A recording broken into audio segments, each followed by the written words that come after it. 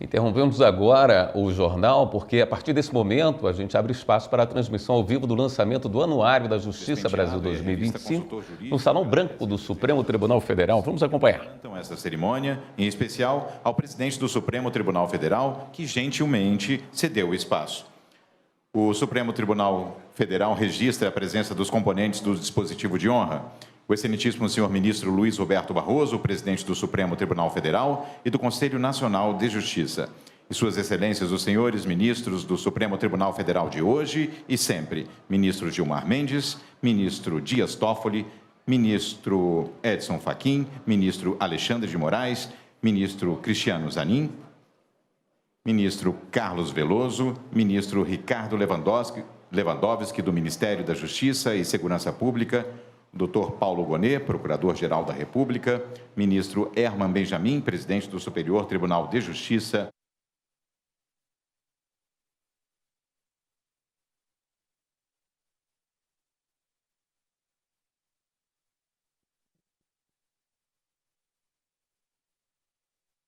Da revista Consultor Jurídico. Ministro Jorge Messias, advogado-geral da União. Registramos ainda a presença das seguintes autoridades, das suas excelências, os senhores, ministro Tenente Brigadeiro do Ar, Francisco Joseli Parente Camelo, vice-presidente do Supremo Tribunal Militar. Os ministros do Superior Tribunal de Justiça, ministro Og Fernandes e ministro Sebastião Reis Júnior. A conselheira Daiane Nogueira, do Conselho Nacional de Justiça, o deputado federal Lafayette de Andrada, da Câmara dos Deputados, o embaixador Manuel Eduardo Bravo, da República de Angola, o embaixador Luiz Alberto Aparício Bermudes, da República de El Salvador, o embaixador Mbala Alfredo Fernandes, da República de Guiné-Bissau, o senhor Cláudio Castro, governador do Estado do Rio de Janeiro, o desembargador José Ribamar Fró Sobrinho, presidente do Tribunal de Justiça do Estado do Maranhão, o doutor Tarcísio José Souza Bonfim, presidente da Associação Nacional dos Membros do Ministério Público, o padre Antônio Guerra, conselho e diretoria da FAAP, ministro Antônio Saldanha,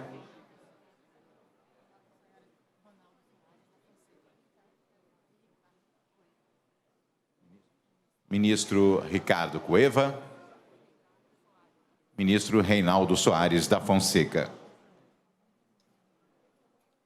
Corpo docente e discente da FAAP, magistradas e magistrados, membros do Ministério Público, advogadas e advogados, membros do corpo diplomático, senhoras e senhores servidores e colaboradores, profissionais de imprensa, senhoras e senhores.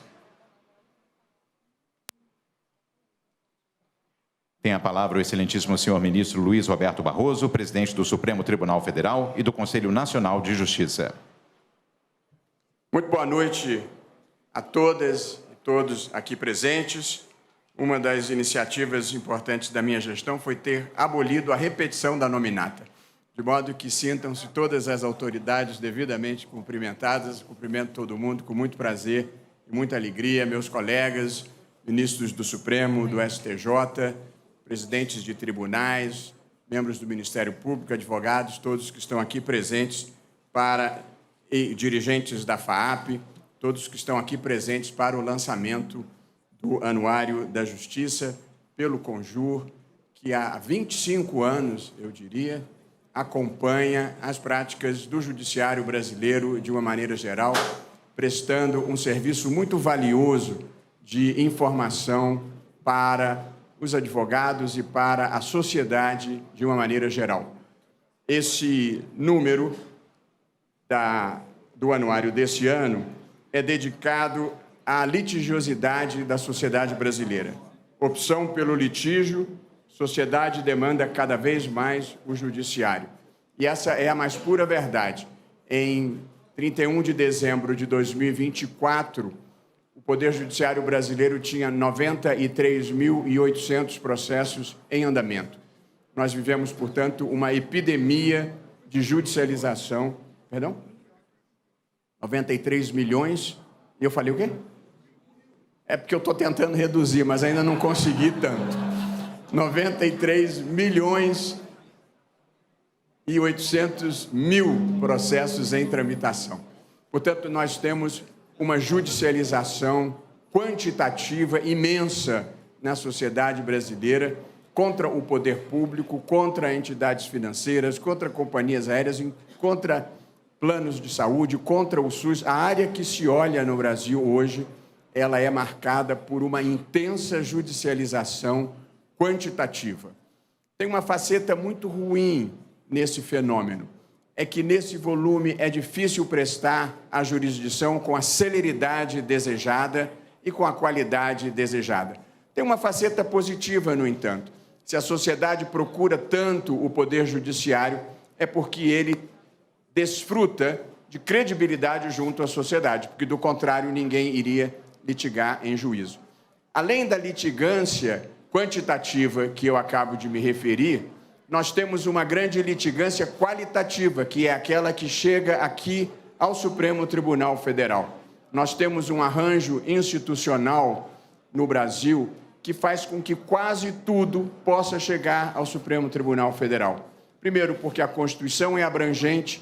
Segundo, porque existem muitas ações diretas. E terceiro, porque há muitos atores que podem propor essas ações diretas, como está visto na excelente cobertura do anuário. O que acontece, portanto, é que com tantos atores podendo trazer matérias diretamente ao Supremo, não há questão minimamente relevante no país que não chegue aqui em algum momento.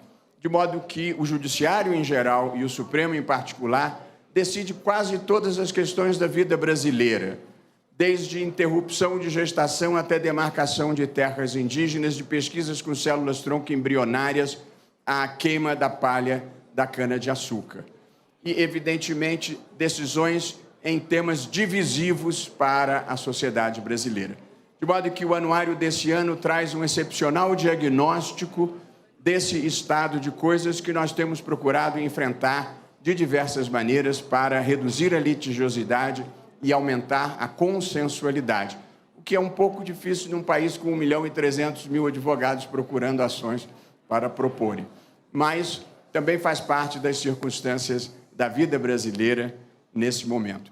E o anuário é antecedido, pela deferência do Márcio a mim, de um texto meu sobre o uso das novas tecnologias e da inteligência artificial pelo Poder Judiciário. Nós temos diversas ferramentas funcionando aqui no Supremo Tribunal Federal, Victor, que seleciona os processos em relação aos quais já houve repercussão geral, Vitória, que agrupa os processos por tema, Vitória, nós somos a favor da paridade de gênero, temos a Rafa, que ordena pelos Objetivos do Desenvolvimento Sustentável do Milênio, temos a Maria, a última, que faz o resumo dos processos de 20 volumes em 5 páginas, com o fato relevante, o pedido, a sentença de primeiro grau e a decisão de segundo grau e as razões de recurso.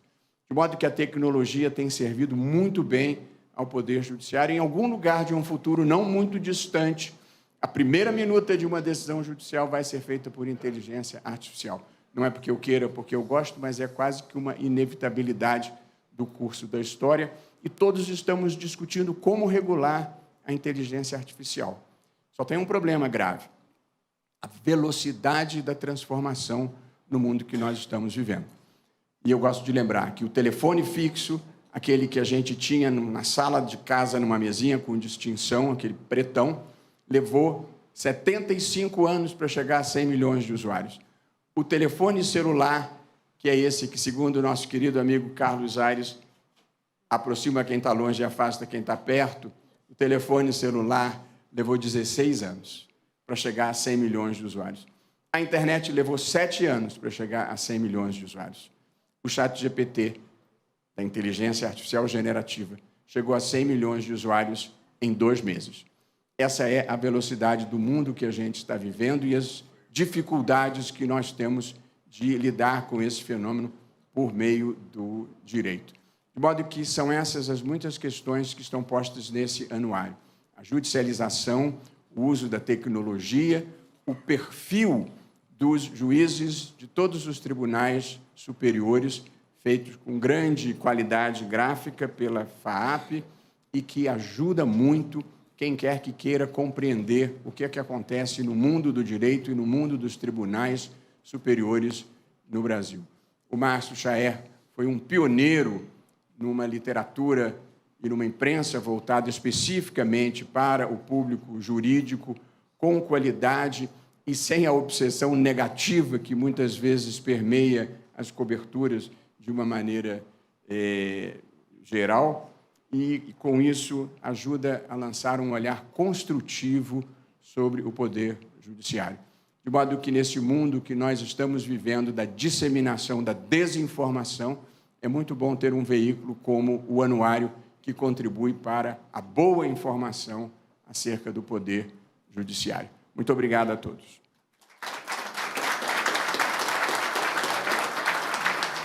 Com a palavra, o senhor ministro Gilmar Mendes, decano do Supremo Tribunal Federal.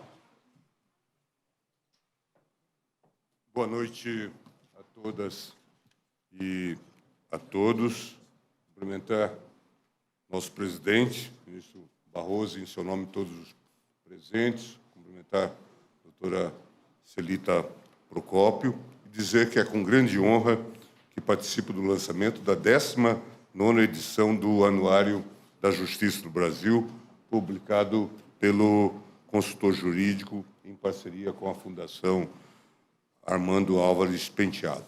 Este anuário já se consolidou como o mais completo retrato institucional do Poder Judiciário brasileiro, oferecendo uma análise profunda da atuação do Supremo e dos nossos tribunais superiores, destacando seus principais julgados e o perfil dos ministros que as integram. Trata-se de um instrumento de transparência e cidadania, um guia indispensável para quem busca compreender a dinâmica da justiça em nosso país. A edição de 2025 revela números que impressionam. No ano de 2024, foram ajuizados mais de 39 milhões de processos em todo o país. A intensidade da atividade judicial também é notável.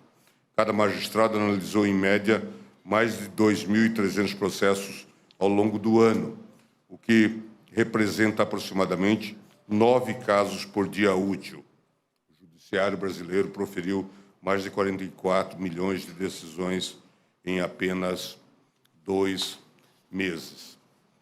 Esses números revelam a dimensão do protagonismo institucional do Poder Judiciário, mas também nos convidam, como já foi apontado pelo ministro Barroso, à reflexão. Vivemos em uma sociedade que ainda deposita nos tribunais a esperança e, por vezes, o fardo de resolver praticamente todos os seus conflitos. Nesse contexto, cresce o debate sobre a consensualidade como alternativa necessária e urgente à judicialização excessiva. Que possamos ter como norte sempre a melhor pacificação de nossas sociedades, utilizando todos os caminhos disponíveis para tanto. O Poder Judiciário sempre estará de portas abertas para solucionar os conflitos que surgirem, mas a realidade mostrou que muitas vezes há alternativas mais efetivas para realizar essa tarefa. A autocomposição é um caminho profícuo e com futuro vigoroso pela frente, assim esperamos. Aqui no Supremo, por exemplo, temos inúmeros exemplos de sucesso de autocomposição. Acordo nos planos econômicos, ICMS nos combustíveis, desjudicialização da saúde, acordo de Mariana, acordo para a pacificação de conflito decorrente de construção da usina Itaipu e acordo envolvendo conflito de demarcação de terra indígena no Mato Grosso do Sul. Registro, por fim, meus cumprimentos à equipe do Conjur, em especial ao Márcio Chaer pelo rigor editorial e pela contribuição permanente à cultura jurídica nacional. Que o Anuário da Justiça do Brasil 2025 inspire operadores do direito, acadêmicos e a sociedade civil a refletir sobre os desafios e as possibilidades de um judiciário cada vez mais transparente, acessível e comprometido com os ideais constitucionais. Desejo a todos uma ótima leitura. Obrigado.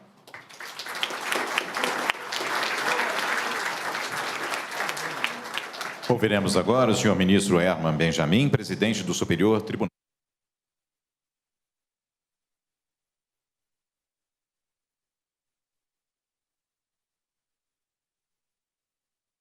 Barroso aboliu a nominata e eu não vou abolir a abolição.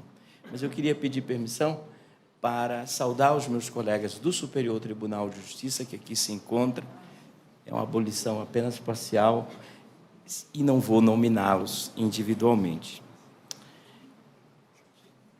O lançamento deste anuário já virou um dos principais eventos a cada ano.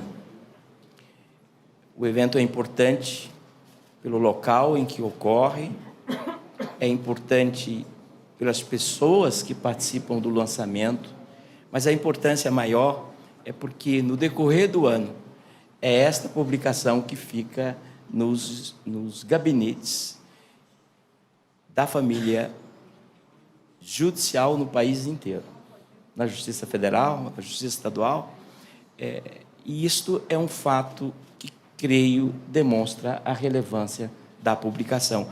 É a sustentabilidade no sentido de durabilidade.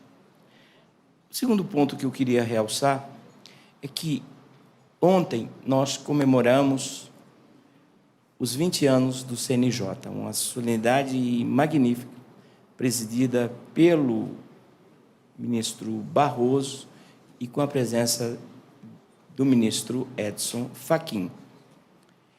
E lá, o presidente Barroso fez um grande relatório sobre, incompleto, superficial, ele próprio reconheceu, sobre as ações e as conquistas do CNJ. É a justiça olhando para si própria. Aqui, nós temos o mesmo tipo de diagnóstico, de análise de dados, mas de fora para dentro. E nós precisamos desse olhar externo, analisando o Poder Judiciário. O que nós fazemos de bom, e são tantos e tantos os aspectos positivos do Poder Judiciário no nosso país, mas também aquilo que precisa eventualmente ser melhorado e as inovações que são necessárias. Por isso que eu queria saudar a FAAP, o consultor jurídico Márcio Chaer e a equipe magnífica que está por trás não só do anuário, mas do próprio consultor jurídico. Nós que sofremos o bullying permanente dos jornalistas e repórteres do consultor jurídico, nós podemos dizer, sem dúvida, que não há equipe mais presente e algumas vezes um pouco inconveniente. Mas isso faz parte do trabalho exemplar desses profissionais que eu queria aqui elogiar. Agradeço a todas e todos e já vamos esperar o próximo anuário de 2026. Muito obrigado.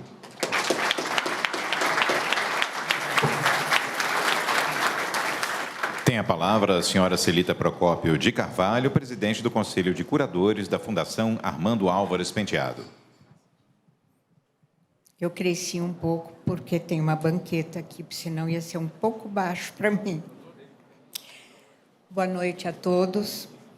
Peço licença para, na pessoa do excelentíssimo senhor presidente do Supremo Tribunal Federal e do Conselho Nacional de Justiça, ministro Roberto Barroso, cumprimentar todas as autoridades presentes.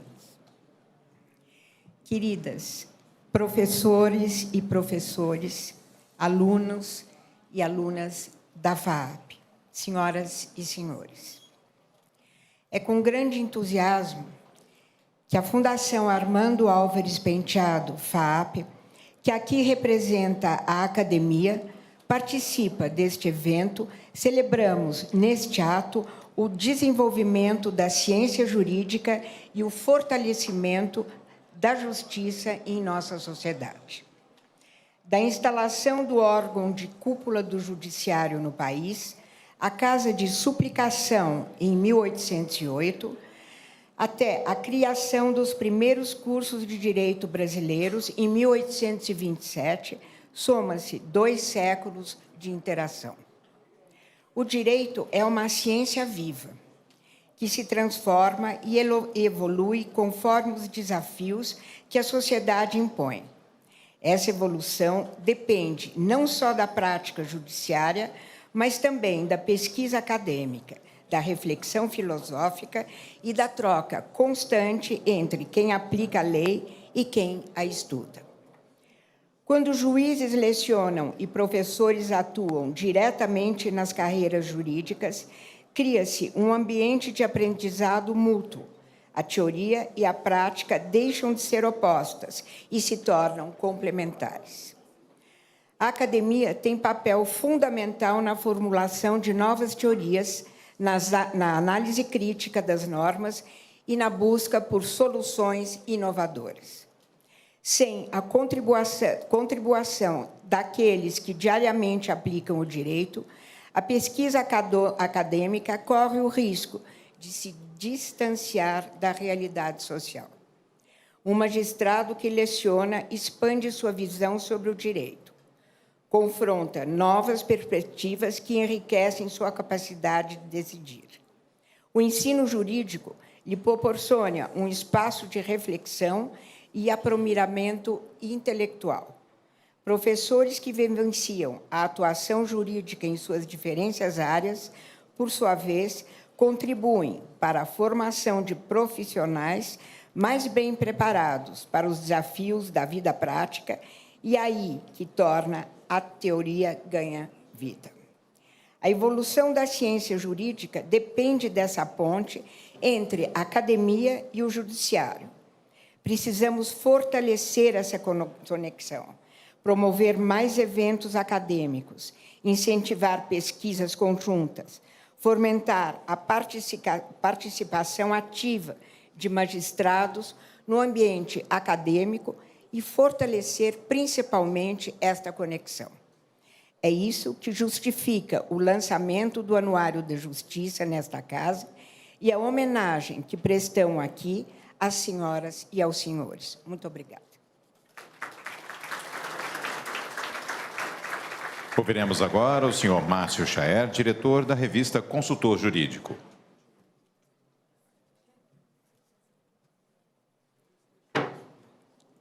Bom, indo direto ao ponto.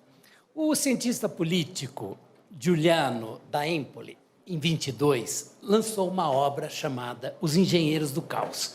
Ele explicou como as fake news, as teorias de conspiração e os algoritmos são utilizados para disseminar o ódio, o medo, fazer governantes, derrubar governantes, em suma. Agora, Empoli nos ilumina com outro livro, que é A Hora dos Predadores. A boa nova nos chegou agora pelas páginas do jornal O Globo. Eu ouço uma campanha forte por liberdade de expressão, mas a pergunta que se faz é: liberdade para quê? E liberdade para quem? Abro aspas para Empoli. A liberdade dos lobos. Esses personagens reivindicam a liberdade dos predadores. Só que nós sabemos, na democracia, a liberdade tem que ser garantida por regras. Se você dá liberdade absoluta a alguém dentro da democracia, essa liberdade ameaça a liberdade dos outros. Muito bem, Empoli conclui que as iniciativas do Supremo colocaram o Brasil na vanguarda desse movimento mundial de resistência. Não é pouco. Na verdade, ele não falou Supremo, ele falou o ministro Alexandre de Moraes, como metonímia à parte pelo todo. Mas o correto é referir-se ao Supremo, porque um desafio desse tamanho ninguém enfrenta sozinho. E o Alexandre tem essa retaguarda. Empoli prega que, diante das redes sociais e da inteligência artificial, é preciso impor humildade às máquinas. Isso deveria ser um programa político. Sábado passado, o ministro Barroso deu uma bela palestra que remete a reflexões sobre o que nós, brasileiros, estamos fazendo com o Brasil e que a humanidade está fazendo com o mundo. Vale a pena ler esse discurso que está publicado no site Consultor Jurídico. Barroso falou de tudo. Ele dirigia-se a uma plateia de formadores de opinião e empresários que, em geral, têm uma ideia bem boba do que seja o papel dos ministros do Supremo. Uma visão que deriva muito de um noticiário vesgo, como nós sabemos. É engraçado de ver que um país que já teve imperador, já teve militares no poder, já teve economistas no poder, agora estranha que no Estado de Direito nós sejamos governados pela Constituição Federal, ou seja, pelo Supremo. O ministro Barroso descreveu a campanha de descredibilização a que me refiro como uma obsessão negativa, uma monomania compulsiva de ver interesses escusos por trás de tudo. Oh, o ministro cantou, o ministro almoçou num lugar que tinha empresários. Seria engraçado se essas pessoas aplicassem consigo próprias o critério que usam para julgar os outros. Já pensou que legal? Nós podíamos combinar assim: ministro não fala com quem tem interesse no Supremo. E os donos de jornais e os jornalistas não vão mais falar com quem tem interesse nos jornais ou no que os jornais publicam. Ele falou da má vontade com que se lê os números positivos da economia brasileira, o que não é novidade. A mesma má vontade contra esse governo já imperou contra os acertos do Bolsonaro. Sim, ele fez seus gols, principalmente na área econômica. Fernando Henrique Cardoso, Sarney, todos foram fuzilados com tiros e tiros de má vontade. O ministro, claro, fez uma ressalva. Este governo poderia, em vez de querer arrecadar tanto, poderia gastar menos, o que equilibraria as contas de uma maneira muito mais racional e muito melhor para todos.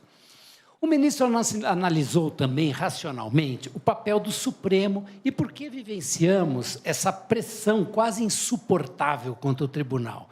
Ele falou do pluralismo saudável do colegiado e o quanto conviver com as divergências e diferenças é necessário para avançar.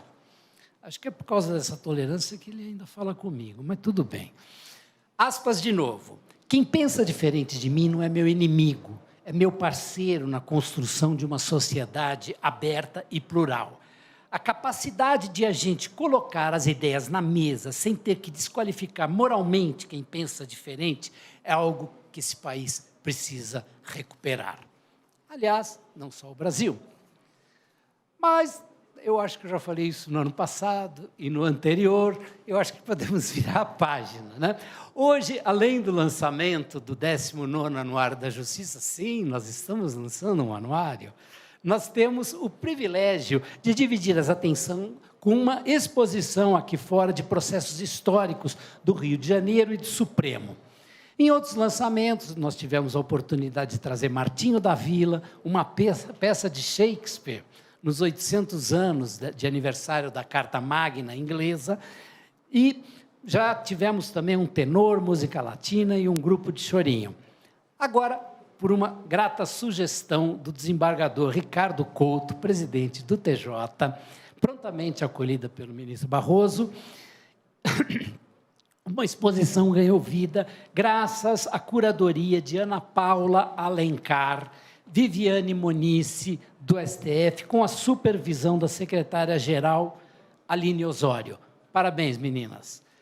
Pelo Rio de Janeiro, tivemos uma equipe chefiada por José Carlos Tedesco. Parabéns, vocês fizeram um belo trabalho. E o título sugerido para a próxima sugestão, o Tedesco já nos deu, é Brasil, mostra sua história, confia em mim. Pouco se presta atenção à equipe do tribunal que coloca esse supersônico no ar. Na retaguarda, Por isso que, às vezes, irrita muito esses ataques ao Supremo, porque eles pensam que estão atacando os ministros, mas eles estão ferindo, assim, cruelmente, um quadro de servidores altamente comprometidos. Nesses 20 anos fazendo o anuário aqui, a gente pode dizer isso com toda segurança. É um quadro de servidores que eu não sei onde nós podemos encontrar igual. Na retaguarda, nós temos essas pessoas. Eu falo da Mariana Oliveira, da comunicação, que faz um belíssimo trabalho, da Célia Regina, que cuida do cerimonial, e dos assessores que fazem essa máquina funcionar. Eu aproveito aqui para divulgar também a Livraria do Supremo, que foi uma sugestão nossa 20 anos atrás. E recomendar fortemente que todos visitem ou revisitem os museus desta Corte e do Tribunal de Justiça do Rio. O passado tem muito a ensinar. Os recortes históricos nos ajudam muito a entender o que acontece hoje. As preciosidades exibidas mostram que muita coisa que acontece hoje já aconteceu no passado. Veja só, da última vez que se contestou vacina, na gripe espanhola, a solução que inventaram era botar fogo nas favelas, porque achavam que quem passava gripe eram os pobres. Olha que coisa, né? Quer dizer, o Bolsonaro não estava tão atrasado assim em relação a esse tempo. Mas, muito bem. O Vargas Llosa, ele criou um personagem num dos seus livros para fazer uma comparação. Ele falou que tem gente que se devota à religião, tem gente que se devota a times, e claro que dá para ter mais que uma devoção. Nós aqui torcemos, em primeiro lugar, para o Judiciário Futebol Clube. Estamos de um lado muito privilegiado. Eu acho que em pouco tempo nós teremos muito do que nos orgulhar e outros do que se envergonhar. Eu agradeço a presença de vocês, a acolhida do tribunal, à FAAP pelo apoio inestimável e aos anunciantes que ajudaram a viabilizar nosso trabalho. Muito obrigado.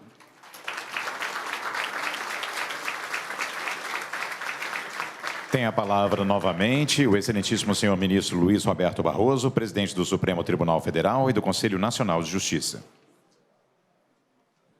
Há um princípio de direito importante que diz non bis in idem. Portanto, não vou eu fazer um novo discurso a essa altura. Algumas interpretações que o querido Márcio, fez da minha fala no sábado, nesse evento, me lembrou uma história que eu li, que o sujeito disse o filme que fizeram baseado no livro dele inspiraram-no a escrever um novo livro.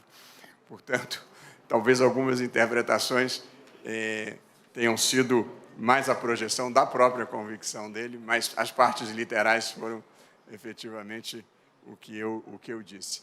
Queria agradecer a presença de todos os ministros, de todos os convidados aqui, e convidá-los todos para a exposição Memórias em Julgamento, Histórias que Marcaram a Justiça e a Sociedade, que procura percorrer alguns séculos da nossa história do Supremo e do Tribunal de Justiça do Rio de Janeiro, desde o Brasil colônia, com alguns casos emblemáticos e de grande repercussão que marcaram os avanços da sociedade brasileira. E nós aqui seguimos firme, procurando fazer um judiciário cada vez mais eficiente e um país melhor e maior. Muito obrigado a todos.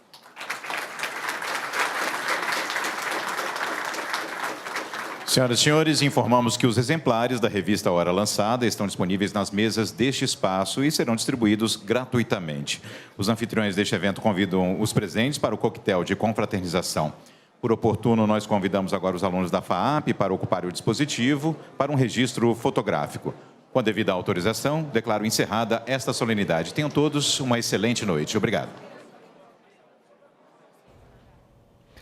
Pois bem, nós acompanhamos a transmissão ao vivo do lançamento do Anuário da Justiça Brasil 2025, direto do Supremo Tribunal Federal. Agora a gente retoma as notícias do Jornal da Justiça. O Espaço Cultural do STJ recebeu o lançamento do livro Temas de Processo Civil, Estudos em homenagem ao ministro Franciulli Neto. Reportagem Kátia Gomes. A obra ressalta a trajetória de Domingos Franciulli Neto no Poder Judiciário brasileiro. Ele se aposentou